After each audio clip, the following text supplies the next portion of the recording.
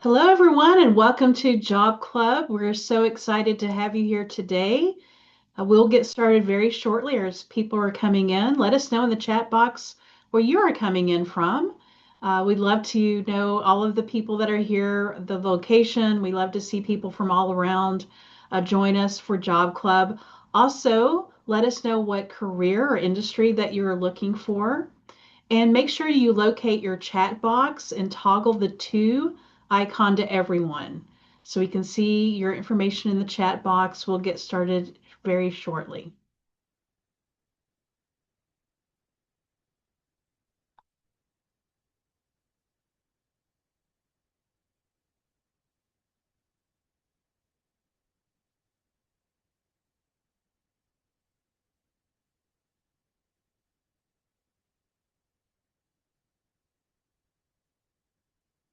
Again, as everyone is coming in here, let us know where you're coming in from and what career or industry that you're looking for.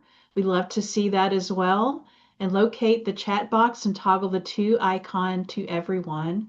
We do have an active moderator here for the chat box. We want to make sure that we see your questions. So we'll go through some questions throughout the presentation, but let us know also where you're coming in from today.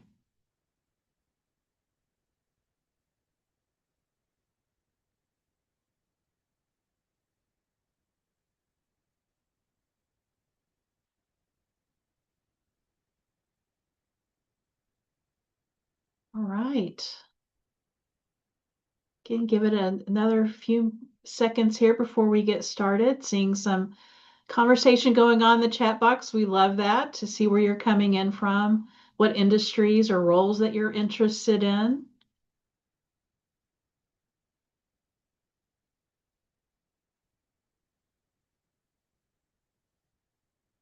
All right, we'll go ahead and get started.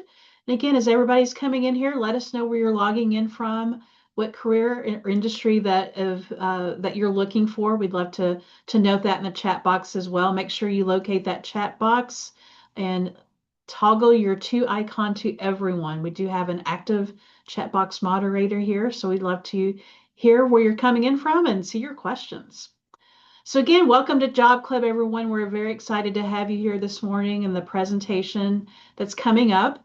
We are UK Alumni Career Services, and anyone can take part of member benefit of being a member of the Alumni Association. Anyone can join the Alumni Association. You don't have to have gone to the University of Kentucky, for example. But anyone can join, and part of member benefit is you get 2 1-hour coaching sessions with either Caroline or myself.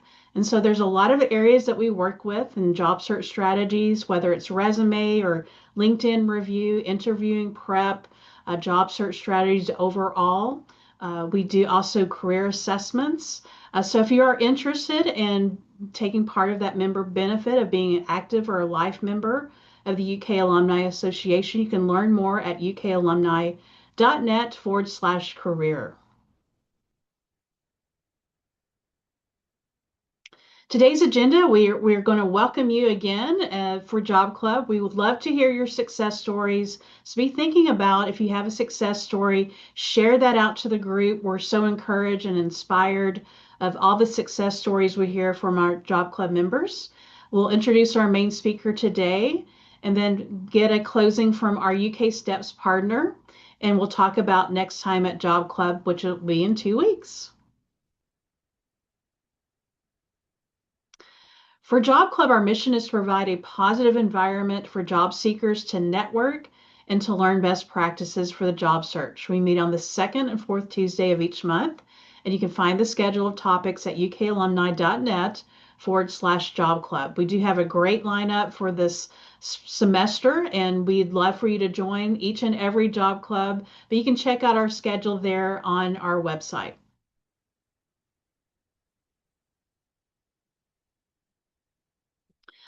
Just to introduce our awesome team here of our Job Club facilitators, my name is Amy Gamblin. I'm the Associate Director of Alumni Career Services. I'm joined by Caroline Francis, my wonderful colleague, who's the Director of Alumni Career Services, as well as Nicole Waite, our Employment Specialist at UK Steps Temporary Employment, And behind the scenes, we have our wonderful colleague, Mason Mayborg of the UK Alumni Association. So it takes a team, to put this together. We're so grateful for everyone who puts this job club together, and thanks to our awesome team.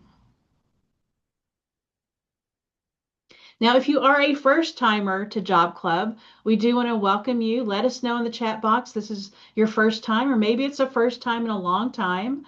Let us know in the chat box this is your first time at Job Club, or maybe it's been a while. Let us know also what careers or industries you're looking into. We'd love to celebrate you being here. So we so appreciate everyone that's joined us today. We want to celebrate that with you. So if you are a first timer, let us know.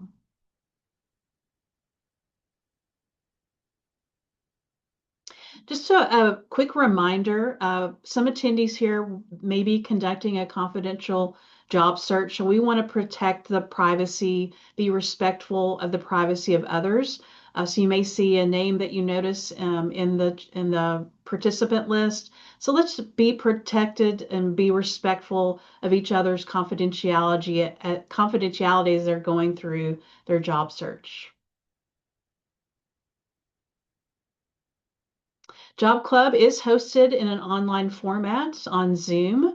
Again, we do have a chat moderator available, so type your questions in that chat box. Let us know your comments. Be very active. We love to engage our participants here. So there is a chat moderator available. And just as a reminder, each of our job clubs are recorded and they are posted on our YouTube channel. It's a great resource to go back. Maybe you've missed something that you wanted to catch and maybe take some more notes on. Maybe you've missed a job club. You can look at our YouTube channel at ukalumni.net/job club recordings. Maybe there's a topic that you are really wanting to dive into. We have topics on resume writing, job search strategies, interview strategies, how to pivot in a career. So, a lot of different topics that we cover at Job Club. Again, it's a great resource for you to go back to and review some of those resources. Also, on our website, we have a lot of additional free resources for you.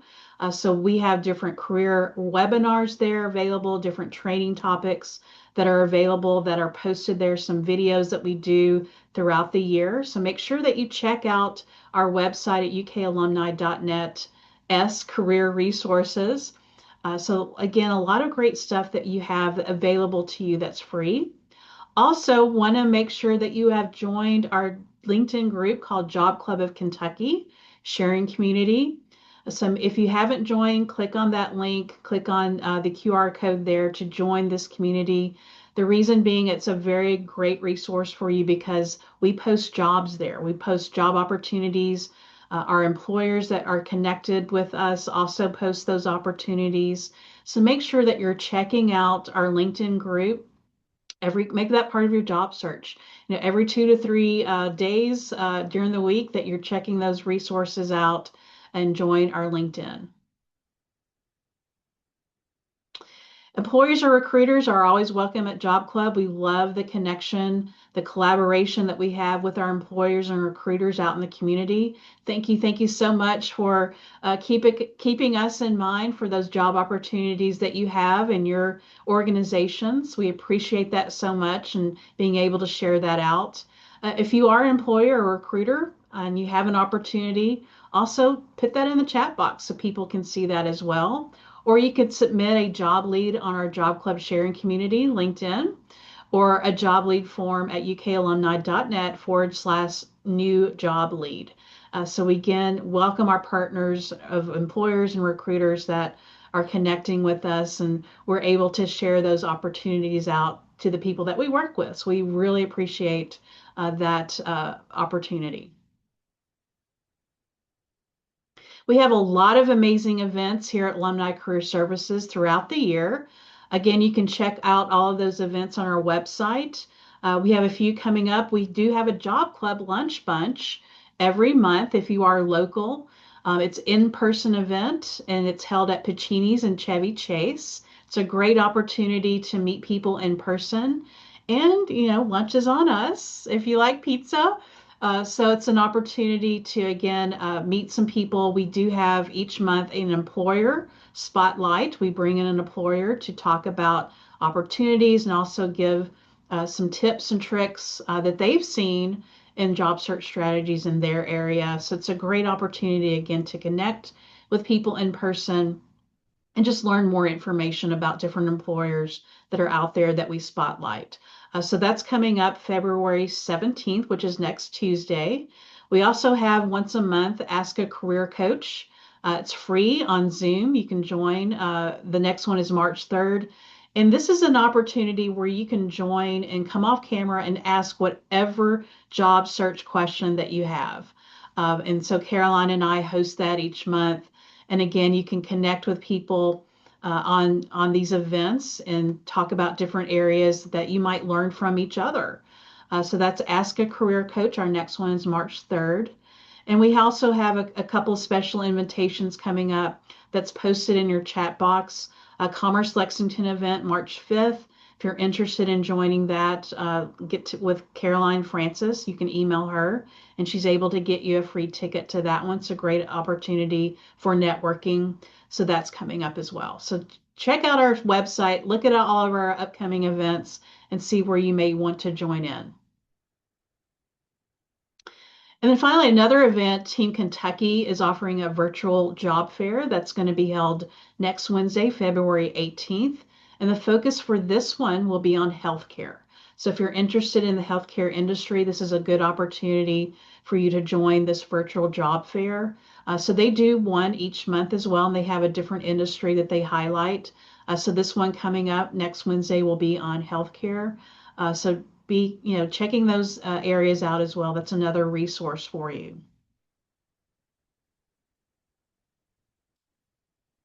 All right, now we want to hear from you, each of you that are on here. If you have a win or a success story, put that in the chat box. So wins and successes can look different, like different things to different people. So maybe you've updated your resume. That's a win. Maybe you've had a, coffee chat with someone or informational interview with someone. That's a win and a success. Maybe you've had an interview. So let us know. We want to celebrate you and what you're doing out for your job search. So if you have any wins or successes, put that in the chat box. We'd love to know that as well.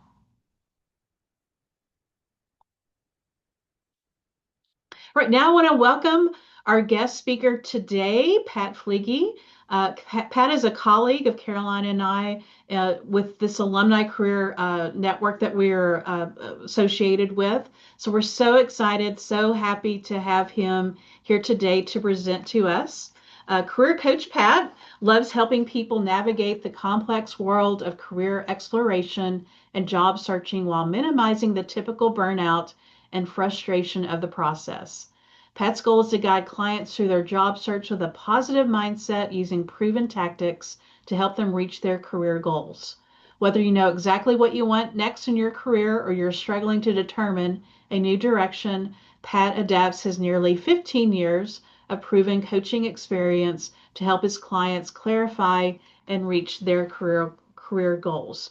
So again, welcome, Pat. Get your pen and paper out, everyone. Take some good notes. A lot of great content in this presentation. We're so excited to have you join us here today, Pat. Thank you, Amy. I really appreciate it. Hi, everybody. I'm excited to be here with you and talking this morning. We're talking about creating your career compass, planning for the unknowns in your career journey, because I know that sometimes this can feel like a pretty uncertain process. Now, I know that you were already prompted to enter in some introductory information in the chat. If you haven't done that yet and you want to, you can do that now. But the new prompt that I would love if people can throw in the chat is one word, any word, that describes how you're feeling as you enter this session this morning. I'll say that my one word is grateful. I am really grateful to be here. Presenting on career development topics is one of my favorite things to do. It puts me in a flow state. Time just disappears. And so that's why I'm feeling grateful this morning. So would just love any word. Doesn't have to be a positively connotation word if that's not how you're feeling. Authenticity is important, but just grateful that to be here with you all today. So as you're chatting that in, again, why you should trust me. Amy gave a great a bio of who I am and what I do professionally. The one thing I'll add is that I love this stuff and I'm rooting for all of you. I know we don't know each other yet, but I promise that I'm rooting for you and I hope that you find what you're looking for in your career. And I hope that after today, maybe you've got some tools to feel a little bit more certain about what's coming next. But thank you so much for the one words that are popping in. I'm seeing some great ones. Curious, anxious, ready, interested. Fantastic. So keep that flowing as we go along here. Now, two big topics that I want to keep in your brains as I'm talking today. These are sort of tenets that are motivating me in this presentation today. I think that when you tether your actions to a clear identity, they're more likely to persist. I think that another way to say this is doing follows being. But I know that to change your mind, sometimes you have to act your way there, right? You've got to take some actions to actually get your mind into a different state. Or to put that one another way, sometimes you got to fake it till you make it. So these are just two big ideas that are in the back of my mind as I'm talking this morning, and I invite you to hold on to these ideas as we go along as well. So here's our agenda for today. We're going to talk a little bit about uncertainty and the ancient brain. We're going to talk about the points of the career compass, the label for my presentation today, a little bit about learning from failure, and then a reminder about brain plasticity and how our brains can be changed. So let's start now with another question. Drop this in the chat. What are your answers? What do you think the squirrel is afraid of in this photo?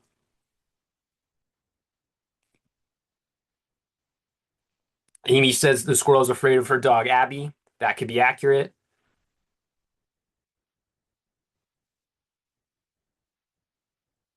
We'll see if anyone else.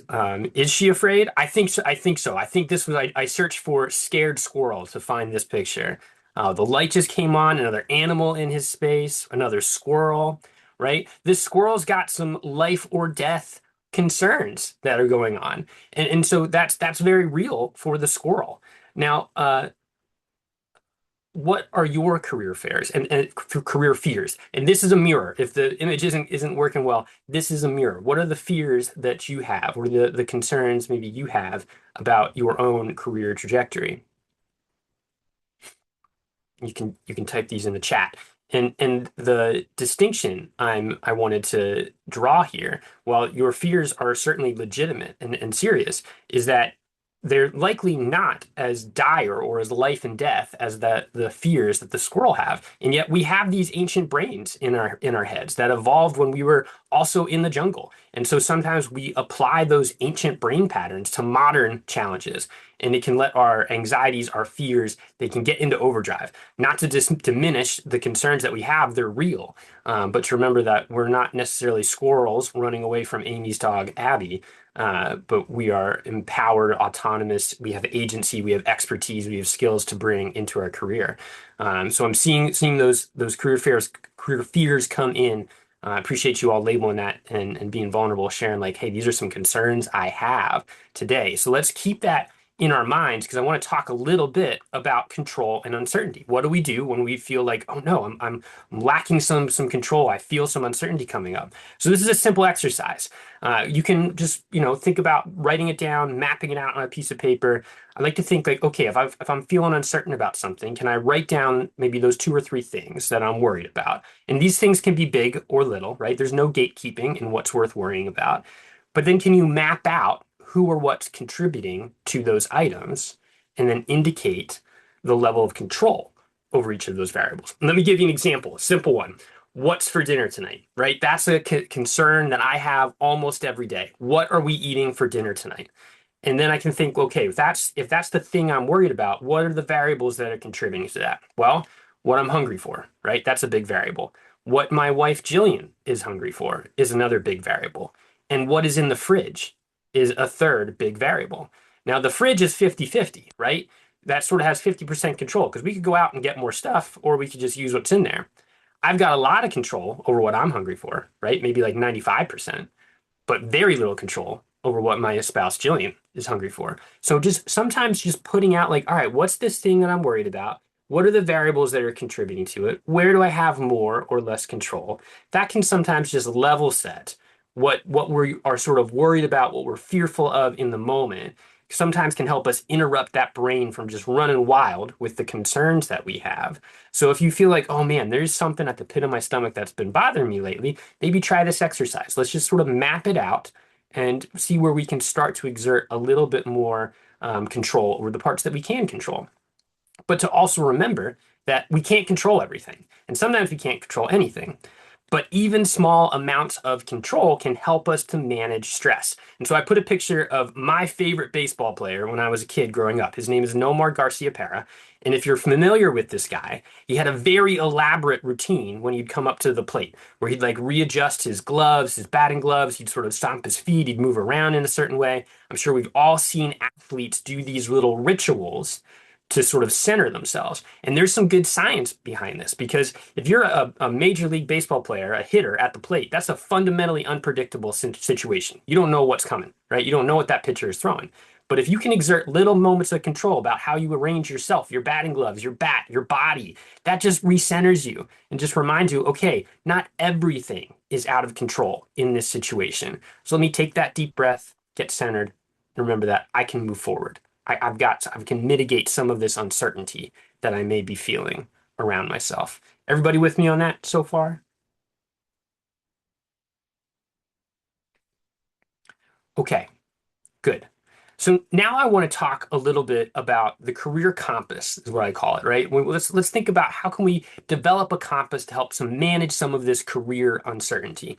And I see some of these fears that were popping up in the chat, right? Maybe the job market feels a little uncertain to you, and maybe this mapping exercise can help you to find your variables and sort of assess the levels of control that you have. I also know that maybe, whether you choose to make a career change or one is made for you, that if we take some time to think about what you're seeking, it's going to help you out, right? I know that there's stories about big layoffs or changes in the workforce, and sometimes you feel like, oh goodness, like that's not a choice I got to make for myself, and that can be really frustrating. So whether you're here because you're actively seeking for something or you're just sort of curious, you're just kind of wondering, that's great. I want to take some time to figure out, who are you? What are you good at? What provides fulfillment for you professionally? What might you want more of or not want more of in the future? And I want to try to rely on more than just luck, right? Can we mitigate the uncertainty that inevitably comes our way in the job search? Can we start to create some internal tethers, some tent poles, some comparison points so that you're not just captivated by novelty, right? This shiny thing falls in front of you. Oh, is this the thing I've always been looking for? Maybe it is, but maybe not, right? And so can we take some time to better understand ourselves and what we're looking for to help us figure out what is it that we want to come next? That's what this career compass thing is all about. So I'm going to introduce a few reflection activities for us.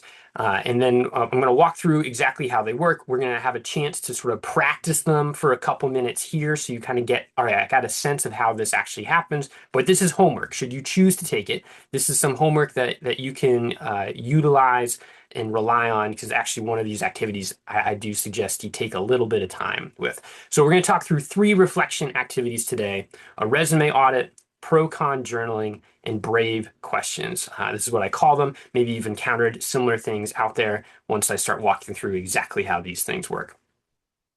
All right, this is a very wordy slide. You can come back to this slide later for references of how to attack these first 2 reflection practices.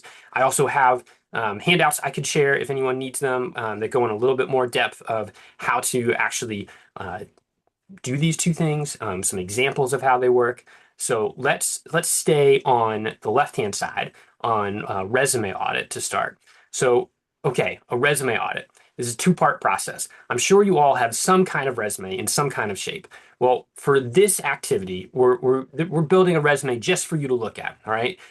So we're not worried about how long it's written. We're not worried about how well it's written, all right? We're going to take your resume in whatever shape it's in, and I want you to add every possible job, internship, project, side gig, whatever you've done, volunteer stuff, right? Anything that you feel like is tangentially related to your career. Let's get it on there. Let's get all of those jobs on there as step 1.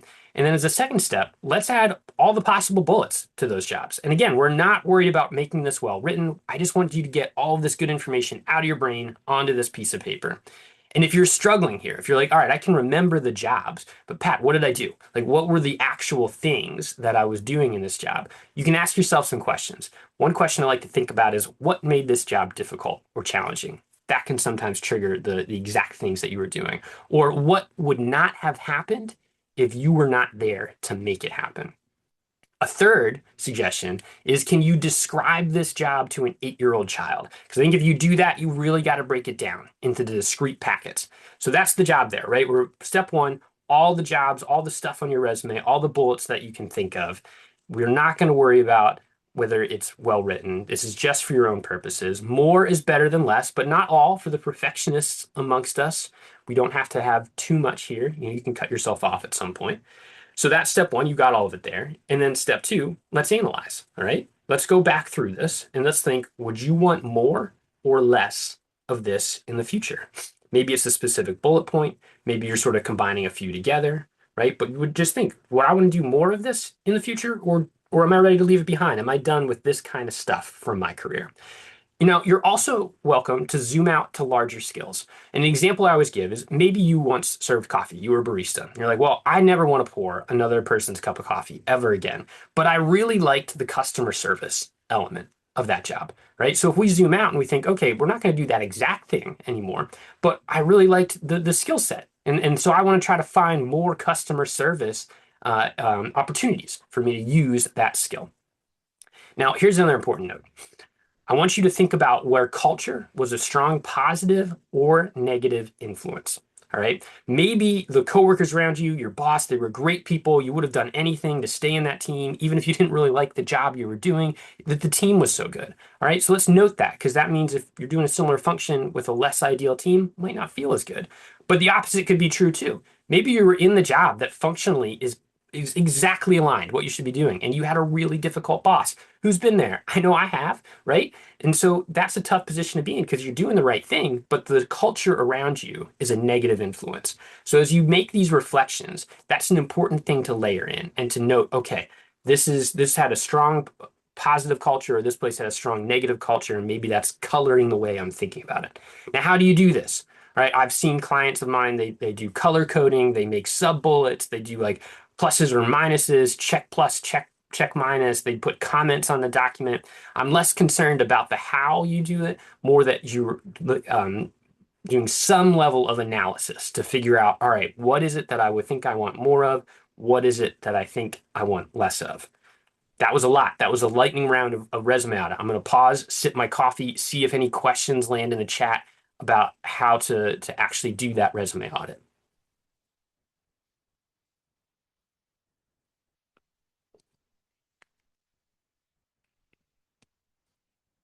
All right, maybe you're typing. If you are, I'm going to get back to it, but I want to walk through pro-con journaling, and then we'll see what questions we have from either of these reflection activities. All right, now pro-con journaling. This is the one that, like, this homework I want you to take 2 weeks on. All right, and I want you for at least 2 weeks to note the times when you are in a flow state, when like time just disappears, right? The clock's flying. I'm in a flow state right now. I'm definitely going to lose track of how long I've spoken to you all because I love what I'm doing in the moment, versus when time drags, right? When time just seems to slow down. You're like, I've been doing this for 2 hours, and you look at the clock and it's been 20 minutes, all right? Now, you can do this just for your professional life. You can expand this journaling into your whole life, right? It's up to you how you want to approach it, but you want to take at least 2 weeks and try to note when you're in that flow state and when time drags. You can also note when you're somewhere in the middle. If you're that kind of person, you want to track like, all right, this is not on the high flow state, not in the low drag state, somewhere in the middle. That's okay. The hard part is try not to analyze as you go, right? See if you can get into a pattern of just noticing where you're at, what the state is, right? What state your mind is in. And I want you to give yourself 2 weeks so that you have some good data. Okay. Now, after those 2 weeks are up, at least if you want to go longer, you can. Now you go back and you start to analyze. Can you find patterns? Can you find triggers that put you into a flow state or put you into a drag state? What's showing up where, right? Does your sequence matter? I did this a few years ago and I found that if I had a certain meeting during the day, everything after that meeting felt bad. And so that taught me that, hey, this meeting is going to be a challenge for you. So just grant yourself some grace afterwards, because maybe that's going to put you in a challenging mindset. All right. But now the things you're marking down, you can mark down, I was working on this project. I was talking to these people. I was in these conversations, in these meetings. Again, I'm a little less concerned about the exact how of it, and more that you're just taking time to notice, hey, what was I doing when I'm in one of these two states? Try to take notes as it happens, but let's not let perfect be the enemy of good. You can catch up at the end of the day or later on in the day if you just want to think back and be like, all right, what was happening when today? And if you want to keep this in a paper journal, on your phone, again, whatever works most easily to you is going to help you just keep track of, all right, what state was I in as I was going through my day? Chelsea, I see your note, like the idea of visually coding a resume to get some self-related feedback, right? Yeah, so helpful. I know there's really great career assessments out there. I'm sure you've all taken some. I think can be super helpful. I also think there's a lot we can learn from our own experience, both looking back in the past, like a resume audit, or just more intentionally trying to soak in the experiences that we're having as time goes on. So I'll pause again, see if any questions come in about either of these two reflection practices. Now remember, you have this slide to come back to. Has all the key instructions to approach these two reflection practices. Now, as you're doing it, if you're a framework person, if you're like, Pat, I need a little bit more to think about like what should land where, I want to introduce these three ideas. They were given to me by another colleague of that same association that Amy mentioned, our Alumni Career Services Network. Maybe it's a setting that you're in, right? Is there a specific setting that you want to do your work in? Or maybe it's a skill. Are there certain skills that when you're using it's that's like, oh, I want more of this, or I'm in that flow state. Or maybe it's who you're serving, right? Who makes up the audience your work serves, interacts with, benefits from. Okay, maybe these are categories to help you organize your reflection thoughts. And maybe all of these are important, maybe just one or two of these are important. Maybe you want to rank them, right? It's fine, up to you. This could maybe be a framework that you sort of overlay on these reflection practices, try to figure out, well, okay, what's showing up where? How can I maybe categorize some of these things? All right, so now I want to give us some time to practice this right now live. I know I said that like this is going to take some time, right? Sitting down with your resume to make that big audit version, probably going to take you a little bit of time. The pro con thing, 2 weeks, right? We can't do that. We can't simulate that in the moment, but we can practice this a little bit. So it's 9:31. I want to do 4 minutes. We'll keep it at a nice clean number. Let's go to 9:35. I'm going to be quiet for a couple minutes, and I want you to think about these two practices, right? And maybe if you have your resume convenient to you at the moment, let's examine the most recent one or two experiences on it. Think about them, right? What would you want more or less of? Or if journaling is more of your thing, think back to recent events, something that's clear and fresh in your mind. Maybe make those 3 columns, flow state, time drags. Let's see what falls where. So let's just take just a couple minutes. There's a quick pilot run practice. I'm going to interrupt you at 9:35 and see how this practice run goes.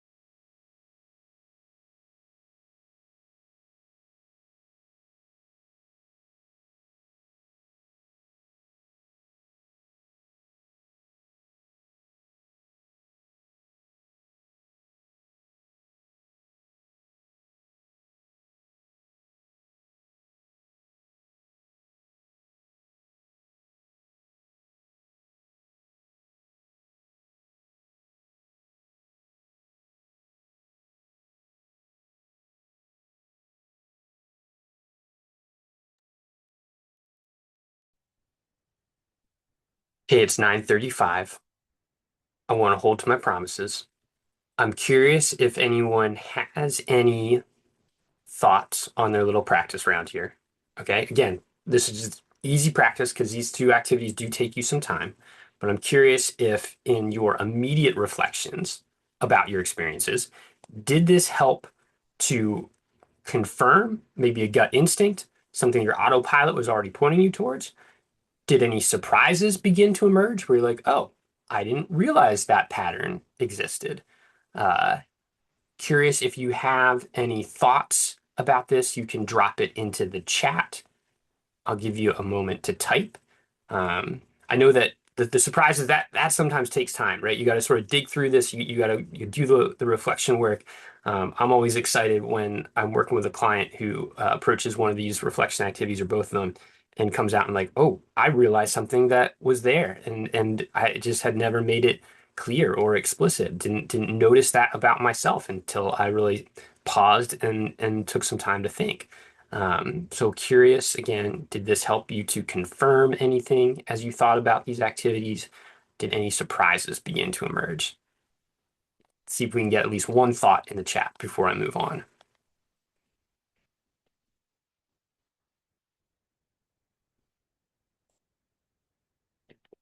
Oh, Lita got a thought out of the blue. Melanie confirmed that she's ready to stretch herself. Love that. Well, Rebecca said most energized by one-on-one people work or large group people work, but only in environments where I can protect myself against frequent interruptions. That's good to know, right? That setting is important. And it might throw you off kilter if you're not there. Love that, Rebecca.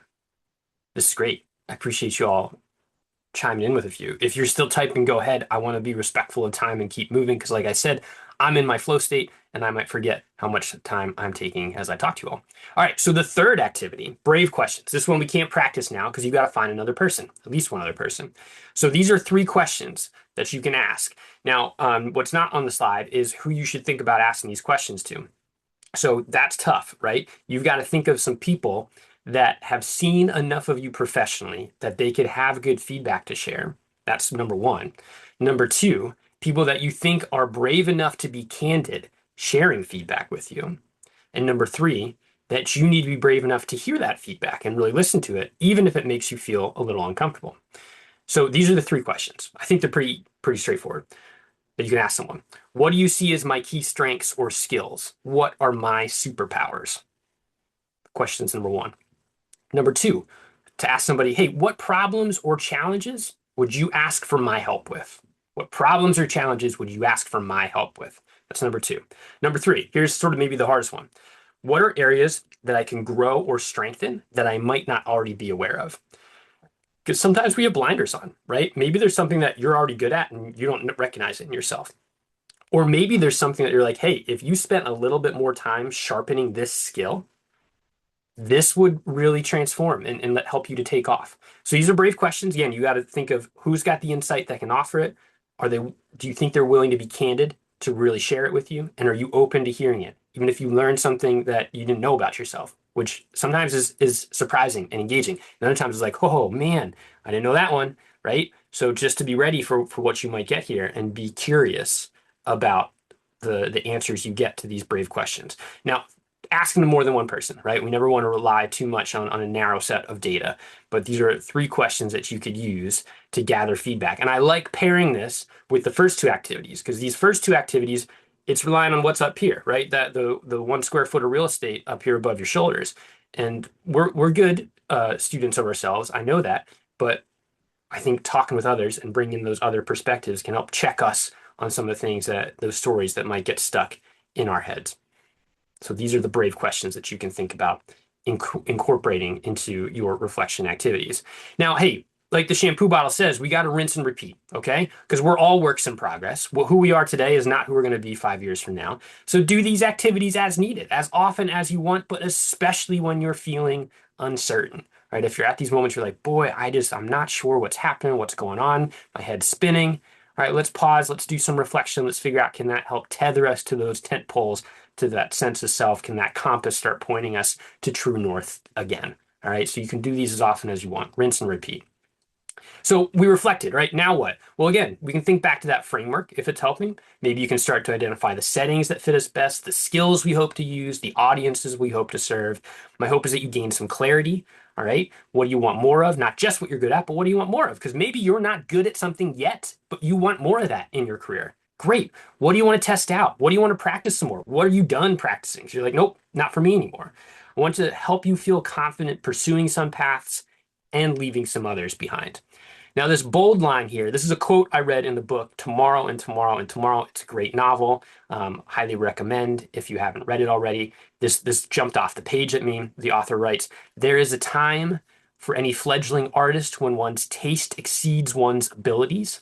The only way to get through this period is to make things anyway," right? And in your career, you might be trying new things. You might be trying to jump over a new hurdle, and maybe you know what it could look like, and it's not there yet. And that's okay. We got to keep trying. Growth is uncomfortable. Growth requires change. That's hard to do. We're all works in progress, right? These activities are not designed to provide certainty because I don't think that exists, but they can at least help us to make some decisions with greater clarity about what's coming next in our careers. All right, so this next slide, I put this content in recently because I th think it's important in the context of trying new things, as I alluded to on the last slide. Never waste your suffering. If you're picking up on a theme here, I am a Red Sox fan, and yes, we've won some World Series in recent decades, but long-suffering franchise. But there's a Harvard professor, Arthur C. Brooks, who says this: never waste your suffering, and he advises that we should keep a list of disappointments. Right, when something happens and it disappoints you. Let's write that down in a journal. And then there's three bullets. Immediately, we can fill in how are we feeling in that moment of disappointment. Okay, let's track that. And then maybe a few weeks later, what you learned from this, right? That might start to become apparent. And then a few months later, what good came from this disappointment, right? What good came from this disappointment? Big disappointment, little disappointment. You can decide what it is. No judgment, no gatekeeping. We're going to say, all right, something disappointing happens. How am I feeling in the moment? A couple weeks later, what do I think I've learned from this? A few months later, has something good emerged that wouldn't have happened otherwise because of this? And I'll give you an example. All right. When I graduated college, I thought I wanted to be a top political aide when I grew up. All right. I wanted to be Leo McGarry, if you're familiar with the West Wing. That's what I thought I wanted to do. After college, I landed my dream job. I started a job on Capitol Hill working for a congressman. Thought this is it. This is the path that I'm on. And guess what? I hated it. This was really disappointing. This was a big disappointing moment for me. I felt like a failure. I was sad. I was confused. I was regretting some of the choices that I made. Few weeks past that moment, I started to realize, well, I really like to see the impact of my efforts up close, not at a distance. I know politics are fraught at this moment. I do believe that participating in civic life is a powerful way to transform. But to me, I needed to see the work up close. I needed to see the outcomes of my effort a little bit closer to me. Now, as I think back on that, right, what's the good that came from that disappointment? Well, I built this great life, right? I met my wife because I came back and I took a different job. I'm in this career. I'm going to be a dad in April. I don't know that those things would have happened the way they happened if I didn't have this very early big career disappointment where I'm like, well, shoot, like this was the path I was supposed to be on. And no, it wasn't. I found another one. And man, am I finding it fulfilling and rewarding.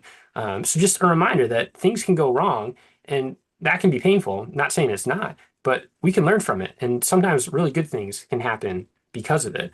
So this is universal. I'm sure we've all got stories about this. I'm curious if you do have one, if you want to say like, hey, this is something I learned from a disappointment. This is a good thing that happened to me because of a disappointment. You can drop that in the chat and see a couple of the comments there. Appreciate the kind words. Thank you.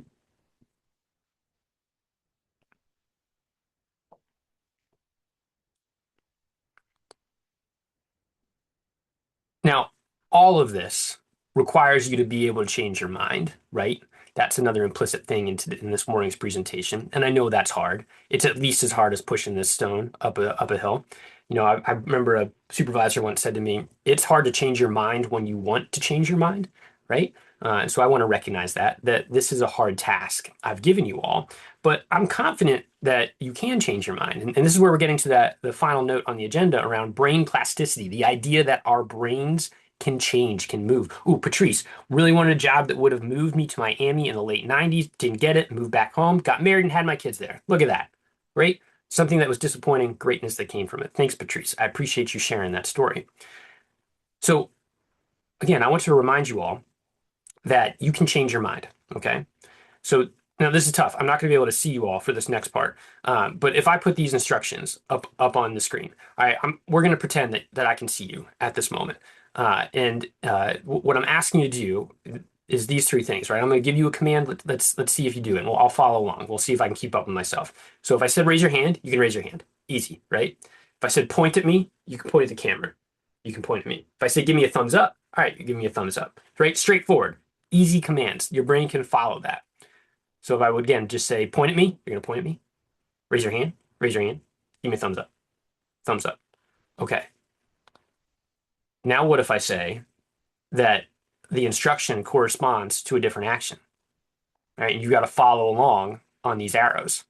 Your brain has to find a new pathway to act in a new and different way. So if I said raise your hand, you give me a thumbs up. If I said point at me, you're raising your hand.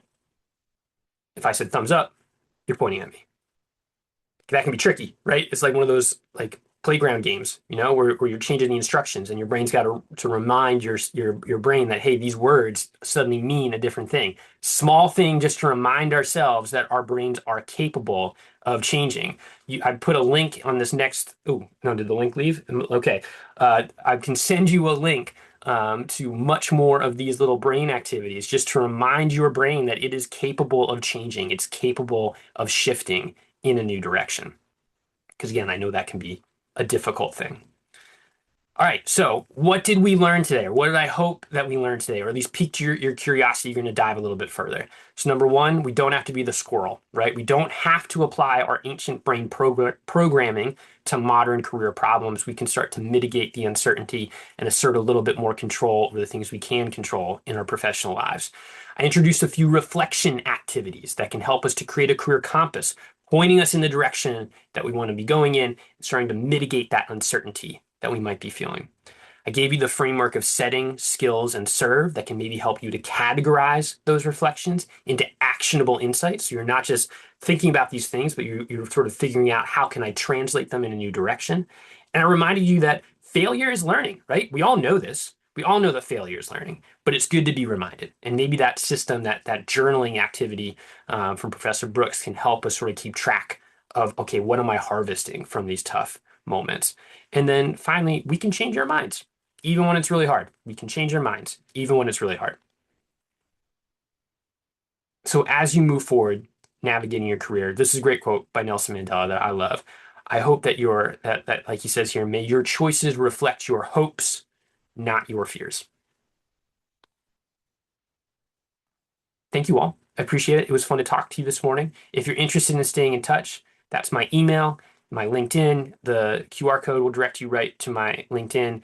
And as Amy mentioned in the chat, if you do have additional questions about any of the things I put in here, if I can help clarify or make it easier to get started on any of these reflection activities, please drop it in. Would be happy to address anything. Or feel free to email me if that's easier for you.